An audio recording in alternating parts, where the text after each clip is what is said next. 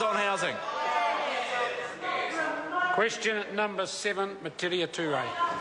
Thank you, Mr. Speaker. My question is to the Minister of Education and asks, does she believe that she has effectively explained national standards to earn the trust of parents and the teaching profession, and if so, why? Honourable Hekia Parata.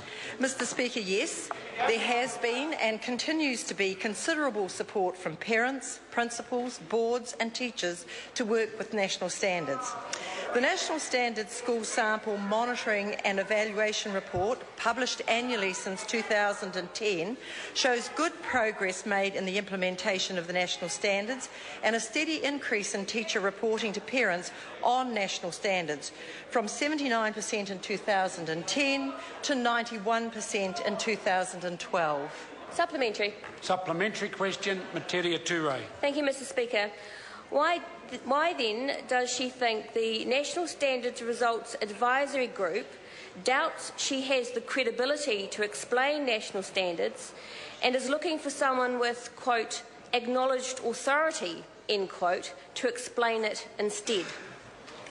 Honourable Hekia Parata. Mr. Speaker, the member is referring to the National Standards Aggregate Data Advisory Group, which I convened, asking them to look at specifically the issues they have looked at, and we have accepted all 11 of their recommendations, most of which have been implemented.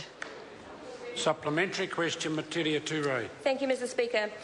Will the Minister acknowledge that she has lost the trust of parents and teachers, as the National Standards Group suggests when it says, quote, given the current distrust between schools and the ministry, the audience needs to have confidence that the teller of the story has credibility and so the story is believable, end quote?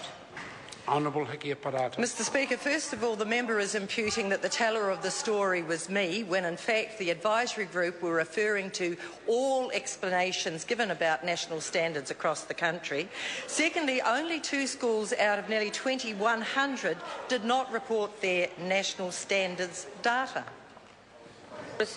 Point of order, Metiria Turei. Thank you, Mr. Speaker. I seek leave to table an OIA from the Deputy Secretary of Student Achievement showing the National Standards Advisory Group outlining concerns about the lack of trust and credibility in the government's oversight of national standards. Leave us sought to table that OIA document. Is there any objection?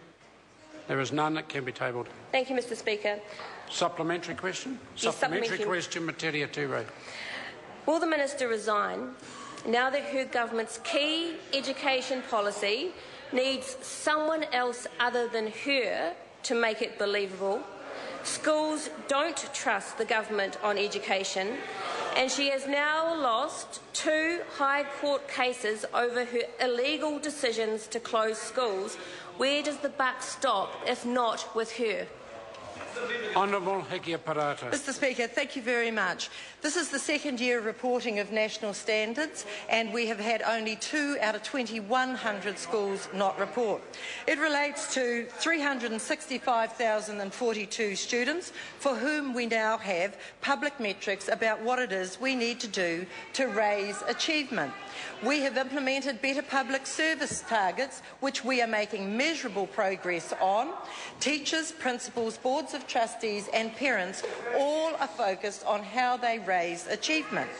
I am confident that our government's program, which is focused on achievement, is achieving that very end. Point of order, sir.